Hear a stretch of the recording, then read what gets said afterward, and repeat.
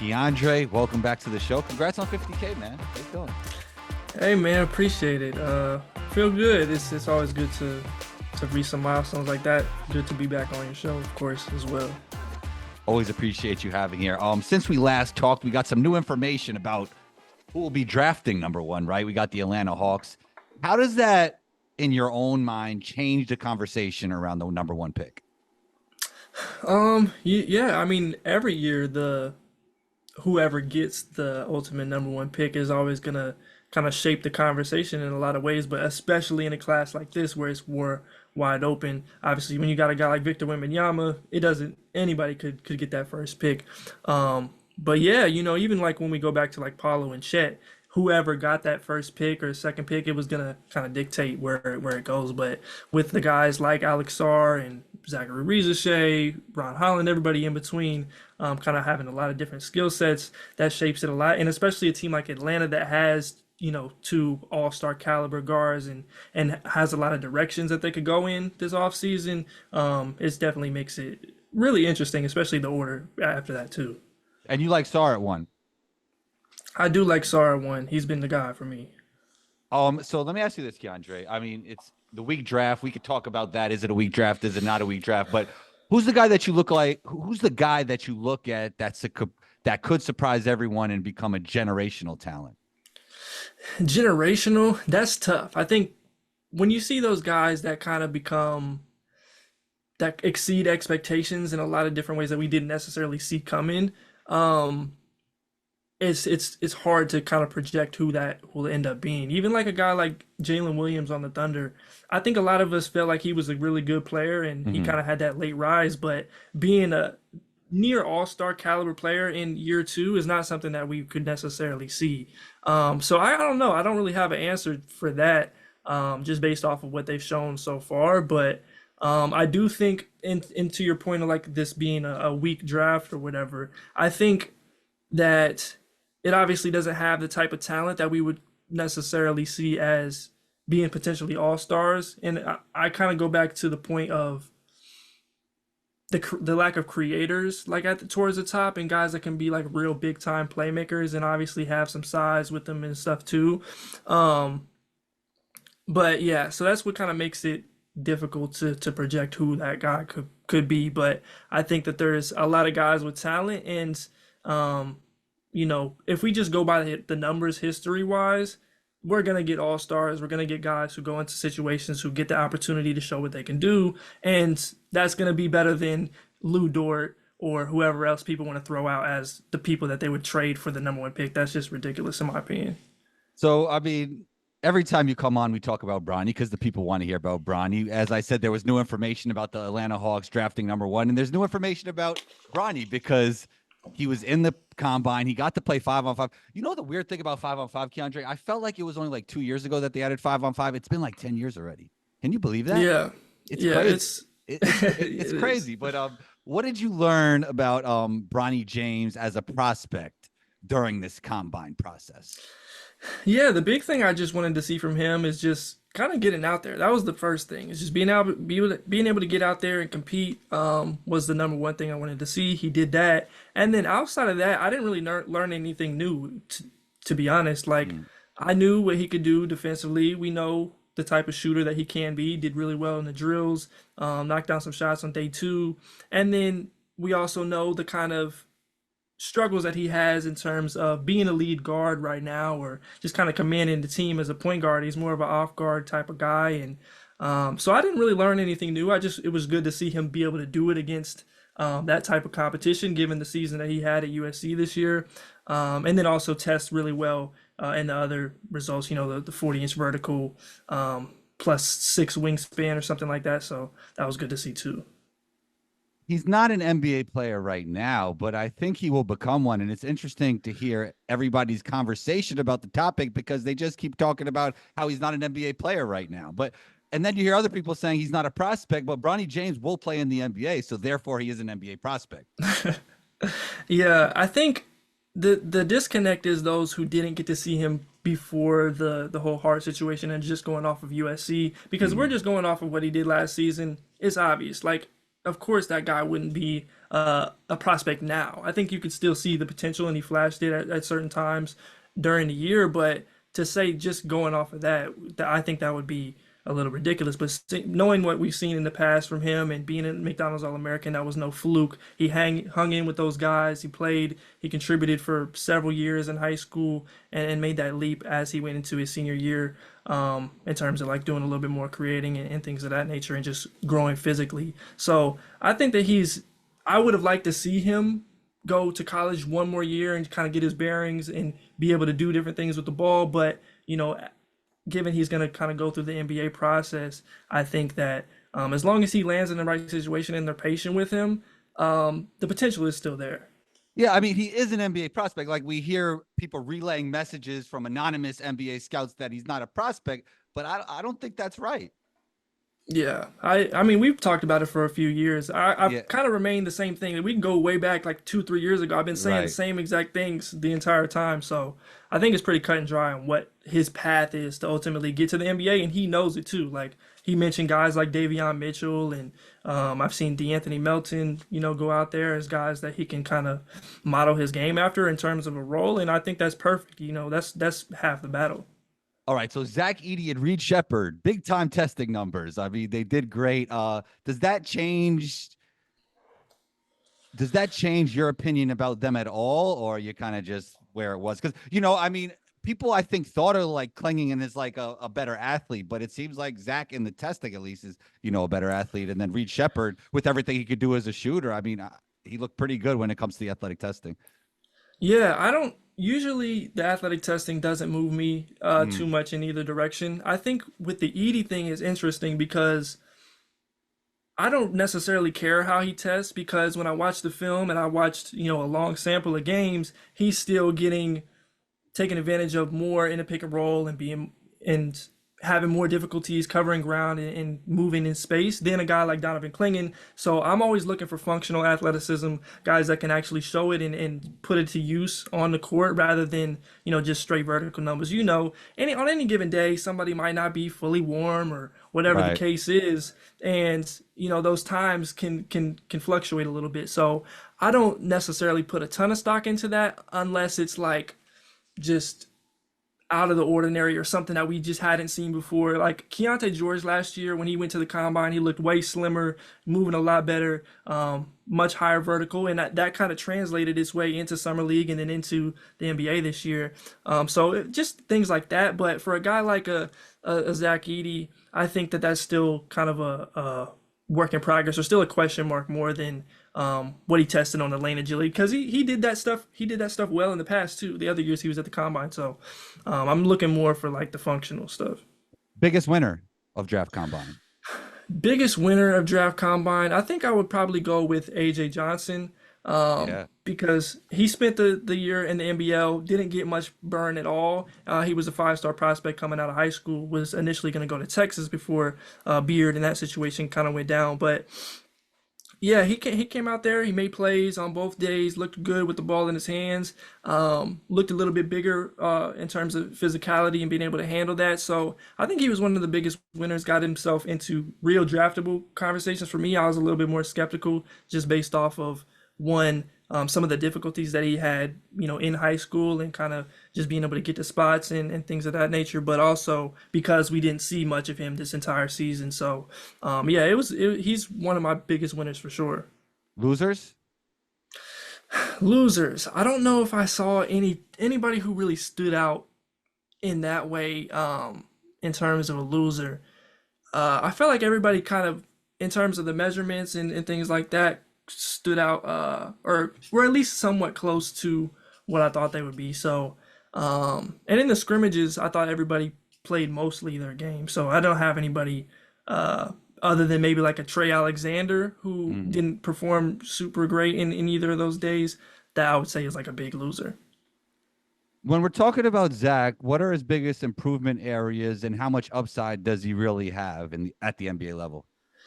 Yeah, so the thing for me is I'm always going to one, can he make the adjustment offensively to being more of a screen and roll guy, less post up diet, being able to get and make decisions quicker than he has in the past. You know, he's somebody who was liable to spend 5 seconds in the paint on any possession and not get called throughout his college career. So just being able to adjust and to do those types of things, I think that's a little bit easier for him. I think that would be an easier transition, just is from a mindset and just getting into a program. But the second thing is just being able to survive defensively in the pick and roll. He's gonna drop big. He's not gonna be able to play to the level much. So just being able to survive and hopefully go into a context for his sake that has better point of attack defenders. Otherwise, he may get played off the court easier. So just being able to cover ground, being able to avoid getting blown by when he does have to move out the lane a little bit more. Those types of things is stuff I want to see from him first and foremost. But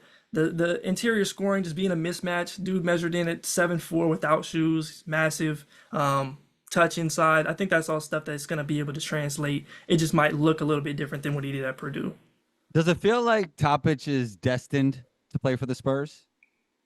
It feels like that's a very great possibility. You know, it seems like they'll highly consider him, whether it is at 4 or 8, where they go wing first or whatever their kind of strategy is in the draft. But I feel like if they're gonna take a guard, I like Rob Dillingham more. I just think that he's capable of a little more. But if I'm thinking of what they're probably gonna go for, he seems like the guy. I just think, you know, a little bit more size, probably be able to survive defensively a little bit more, even though he's not as electric in other ways offensively. But playmaking, the way he kind of moves, even at times, I think that they're gonna take a liking to him for sure. Yeah, I mean, I think in terms of prospects, him and Dillingham might be pretty close, but there is more positional versatility when it comes to top pitch. And when you have a player like Wemby, when you really don't know what he'll end up doing, like this guy might be initiating offense a lot at some point, right? Like we really don't know. It feels like Topic could play the 1, 2, or 3. Yeah, I mean, size wise, he definitely has the ability to survive a little bit more. I think Rob's ability to play off the ball is one of the most underrated parts of any prospects game in this class. So, like, just thinking about a guy that's going to have as much gravity as Wimby, I like his skill set, but also they have the possibility to go get a Trey Young, a Darius Garland, and might go elsewhere in this draft in terms of like creation talent. So, you know, who knows what they ultimately decide. But I think they're going to have a lot of opportunity to get one of those guys and really speed up what you know, this development timeline is for the Spurs. Do you feel like you're higher on Dillingham than most? I think so. Probably. I think I'd look past some of his defensive deficiencies at times. I just think that he has something that other people don't in this class, and maybe it is just kind of the lack of those creators, like I was talking about before, that leads me to like him just a little bit more. But I think that he has one of the highest chances to get into that All Star game, just for what he brings on that end. Super talented, but I feel like from a GM perspective, they might be looking at him as like an undersized guy that just looks to score, right? Is that fair? I think that's, you know, that's a definite criticism that a lot of teams I know are going to have. I just think, you know, through the role that he played this year, he did a pretty good job of making decisions and making plays. I think that if you give him the keys just a little bit more to work and be able to operate out of the pick and roll, he didn't do a ton of that this year. Kentucky as a whole really didn't. I think that he's capable of just a little bit more in that aspect. But it's definitely a major question, and the margins are very slim for those small guards to be able to make those higher end impacts. It's really either you are a star, you're able to get to that Garland, you know, Trey Young, I say Mike Conley of you know, 7 years ago or whatever, or you go to that Lou Williams kind of realm, or you know, further down to Bones Highland and things of that nature. But I think Dillingham has a better chance of you know, making it happen. Yeah, side note, it's interesting you mentioned Garland with Mike Conley because he might be replacing him eventually. That would be special, right? Yeah, if I'm Minnesota and I can swing that without giving up too much, I'm definitely 100%. Oh, taking that opportunity. they're so elite if that happens. Yeah, and because you take so much off of Anthony Edwards' plate in terms of like creating too, I just think that that would be perfect. In terms of ceiling, Dillingham or Reed Shepard? Dillingham for the creation aspect. It's a bigger question with Reed, and that's the reason why I think in some context, or a lot of context, Dillingham just makes more sense. But also, I think Reed has just a little higher floor. He's a little bit bigger, better defensively. Wasn't great, especially at the point of attack. But I think I have more confidence in his ability to like make plays on that end. Like he's just kind of a natural in that way, even with some of the abilities to get to the rim or just create a little bit more. Not being there in the biggest ways. But I think both of them they're pretty close, just for like very different reasons. Is Reed Shepard just Grayson Allen 2.0? I think that he's a little bit more talented. I just think that he's a better decision maker. It feels like he's a better athlete with this testing, right? Yeah, I mean, yeah, Grayson was a pretty good athlete He was. coming out of He Duke, was. but I think that he'd just be able to do a little more than Grayson does in the league. All right. I wanted to ask you about 2025. I don't know. Is it just that we're trying to contrast what the narrative is around 2024, or is it really all that elite as everybody's saying it is? It's definitely better than this class. And we could go back in history and say when we were in the 2020 draft, everybody was like, "Nah, let's just get to the 2021 draft. We got Cade, we got Right. Mobley, and Right. then look what we happens. We got Anthony Edwards, LaMelo, Tyrese, Desmond Bain, even. So I don't think that's gonna happen this year, but I mean the possibility is there. But when you look at guys like Cooper Flag, what he's able to do on both ends of the floor, especially defensively at his size, somebody that looks like a potential All Star in the future. Dylan Harper is one of my favorites. Just a composed point guard with good size, be able to do a lot of stuff next year at Rutgers. You've got other, bigs like Malak going to Duke. We've got Ace Bailey going to Rutgers as well. So there's a lot of talent, a lot more size, a lot more creation upside. Everything doesn't always pan out every single year. Some of those guys will end up being 2 year guys or just late first rounders and things of that nature. But definitely more of what we see in the modern NBA being our current stars than we have in this class. It would be unfair to compare Cooper as a prospect to like a Wemby, a LeBron James, a Shaq. But do you feel like he's a better prospect than, let's say, a Chet or a Polo? I think he's in that realm, maybe a little bit of a tier above. I think what he's been able to do defensively at his size is truly special, and his development offensively over the last couple years has been to the level of like a number one pick, somebody that you can have confidence in that aspect. Now, obviously, he'll still have some work to do in his 3 point shot and just being more consistent from out there. But I think that he's definitely at least a tier above them, but like not obviously Wemby. I don't like when we start calling him generational because then it kind of waters down the word. Wemby's generational, LeBron's generational. Everybody else is Shaq, below that. Shaq, Yeah, like guys like Shaq. that. Yeah. Yeah. You mentioned the 3 point shooting, but is there anything else for you that you seem to think is a big improvement area for Cooper? I think, just becoming a little bit better of a ball handler, being able to handle certain things on the wing, making quick decisions, and just knowing where his spots are at. I think that's going to be interesting to watch next year at Duke, especially playing off of guys like Proctor and, some of the other talent that they've got coming in there that's a little bit older. But yeah, I think that he's going to be able to just get in where he fits in at the baseline, and then we'll just kind of see from there. But I think just seeing where he can get to in terms of his own creation is going to be the thing I'm watching most. Who's your favorite second round prospect for 2024, or you project to be second round? Favorite, that's tough. I like a lot of these players. When we start getting into the 30s, I think that's when it starts to get really interesting. And then, like the tiers that I'm gonna have on the next board, probably next couple weeks or so, that tier is pretty big. But I would Hmm. say somebody like a KJ Simpson from Hmm. Colorado, projected somewhere in those 20s to 30s range, or even the 40s for some people. I just think that he knows how to play. He is smaller, but the way he's able to impact the game, he can get to the rim, he can shoot the three, he can play off ball. He had great numbers this year, nearly, 45, 40, 90 splits, somewhere around there. He can defend, he competes on that end as well. I think he's a guy that's going to come in, be some be somebody's backup point guard, and potentially, from there be able to even get his starting nod in some spots. I think that he just has enough game to be able to make stuff happen. So he would be one of my main ones. And when you're thinking about the draft, let's get back to the lottery for a second. Who's your favorite prospect team fit when you were thinking about the lottery? Like you would like to see paired. I remember like I pulled it up today. Like I really like Derek Lively to the Mavs, and we're seeing him as Hmm. not to toot my own horn, but which I always do. You know Oh that. yeah, I always bring out the receipts. You know that, Keandre. But for you, I who do you mean, like? Who do you like to see when it comes to prospect fit for a team? yeah, that was a great one last year. Lively to the Mavs is perfect, and he's Perfect. Yeah. he's been killing it. 100%. Um, I would say we talked about Rob in the Spurs. For him specifically, that would be his best fit, just because when you got a guy like Wimby on the backside, that kind of neutralizes Yeah. some of his defensive issues.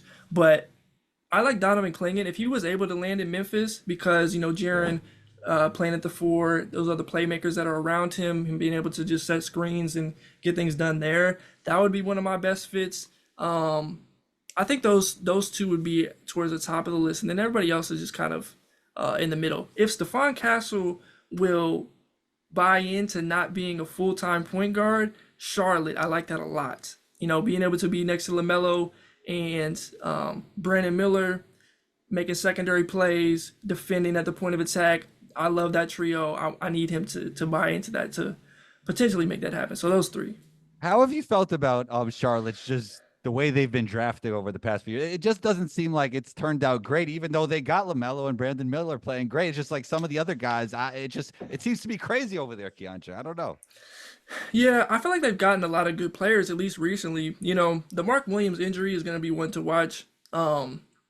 If he can get back healthy, I like their core quite a bit. Um, but yeah, I don't know. When you have those guys who aren't the top tier guys like LaMelo or Brandon Miller, you got a PJ Washington that's a great pick. But the situation that you're in as a team, he ends up becoming a trade chip, or he wants out. He goes to Dallas immediately, ends up making a huge impact on a conference finalist. So that's kind of been their biggest issue. It's just like they need to get into a sort of direction, and I think they've got a great opportunity in this draft. So they've got some decent pieces. Obviously, we can go back Malik Monk. They messed that up. James Booknight and Kai Jones and those. But the last few years, at least last three, I think, I've at least liked their direction a little bit more. Do you like the idea of bringing in veterans with these rebuilding teams? Because Houston did it a little bit.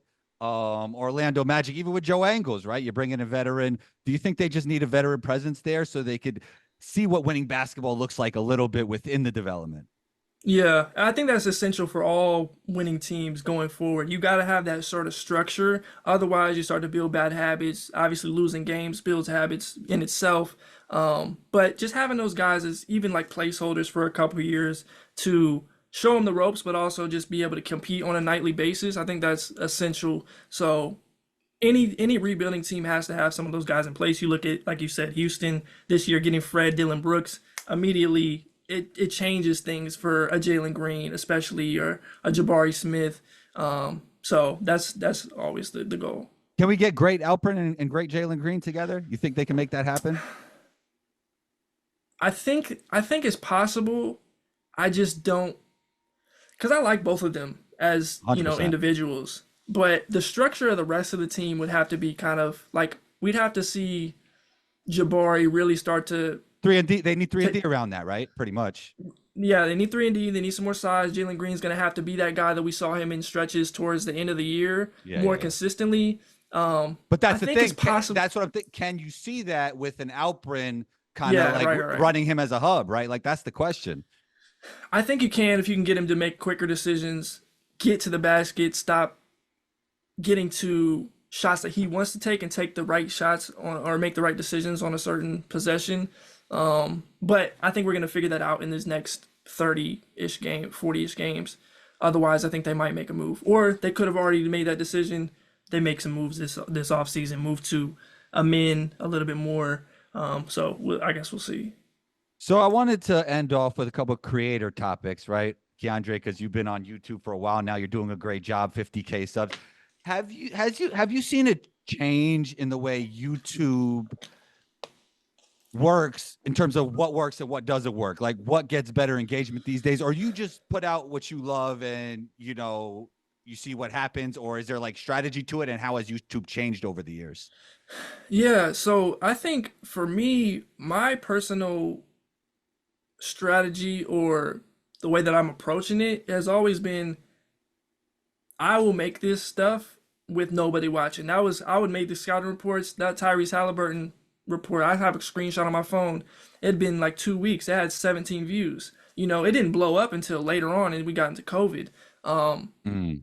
so that was always the first approach for me. But like on YouTube, a lot of stuff that's gonna get the most clicks is gonna be something that has some type of controversy, negativity, or Yeah, true. clickbait, right? That's been the case for like I would say the last 6 years or so, but it's Right, kind of right. just been sped up even more. And even like the mock draft that I put out, the reason I think that it does so well, obviously people love those, and that's like the biggest thing in the draft, but the reason, like algorithm wise, being able to comment when you disagree with something or comment when you agree with something, and it makes you have like an emotional attachment to something is why it drives and it gets more into recommended and all that kind of stuff. The way YouTube's algorithm works, but yeah, negativity, controversy, that stuff is always gonna kind of drive, um, at least in the short term, YouTube views. Where especially in sports, because that's what I'm speaking in specifically. But yeah, I think my approach and the approach of like people who kind of last longer Yeah. is and build a real fan base is just doing stuff that you enjoy, your audience enjoys, and kind of sticking to that, finding your niche, and everything else kind of takes care of itself in the end. People end up recognizing it. One piece of advice you would give yourself when you were starting the channel. I think that would be to. That's a tough question. That's a good question. Honestly, just to don't care too much about comments. Like earlier on, all the negative comments that I would get, even if it was 100 positive ones, a few negative ones, it would always bother me, like a lot. But over the years, I've kind of, grown thicker skin and I just don't really care as much. But that would be the thing, at least for those like first couple years, especially certain things go viral and all that. But that would be the number one thing I'd say. Yeah, I mean, not to get too nerdy on you, Keandre, but there's an evolutionary reason for that. We see the negative comment because way back in the hunter-gatherer era, we used to have to see the enemy from a mile away, or they would get us. Like everything is good. We don't have to worry about that, right? We used to have to see the enemy from a mile away. So that's why we feel that way. I think it's important to know that so you could realize there's like a reason why we always see the negative comment. But it's like, yeah, you could see like 100 good comments and that one good comment, you'd be like, what's wrong with this guy, man? Yeah, that stuff used to always. I used to reply to a lot of comments too. And, I get in a whole argument with somebody over something that I was like, I know what my process was, and I know that I watched the games and put the time in. So you just disagree for whatever reason that is. That's fine. That's cool. You watched the video, you enjoyed it. That's cool. That's good enough for me. Going back and forth isn't. I'm not getting anything out of that. So just putting good positive energy out there and just focusing on the things that I can control. That would be for those first couple years. That's what I would say. Last thing, well, what do you feel like the evolution for you is within your career as being an NBA draft analyst? Yeah, I think just continuing to get as good as possible in terms of like scouting at the core, learning from mistakes, and just kind of developing new ideas and ways to approach things. That's always been something I've been interested in. And then from like a broad perspective, it's just hopefully getting other opportunities to further what I do, and potentially other opportunities in basketball. Maybe not necessarily in the same way that I do it now, but that's kind of the future evolution I would see. DeAndre, keep up the great work. You're always welcome back on the show and talk to. Where can we find you? Let everyone know. Yeah, for sure. You can find me on YouTube, Hoop Intellect. Got a lot of videos coming over the next several weeks and leading up to the draft. So definitely stay tuned to the channel for all that. And then I'm on Twitter, Hoop Intellect as well, tweeting a lot of different stuff throughout the playoffs and other draft stuff that comes up, topics, all that good stuff. So yeah, Instagram as well. So Give Hoop Intellect a thumbs up, a share, subscribe. Same thing for the NBA report right here with Combos Court. Thumbs up, share. I got to do all the YouTube stuff now, Keandre. You know, Yeah. I gotta, you know, it's housekeeping. But yeah, give us a thumbs up, share this episode, and talk soon. Thanks, Keandre. Appreciate it, man.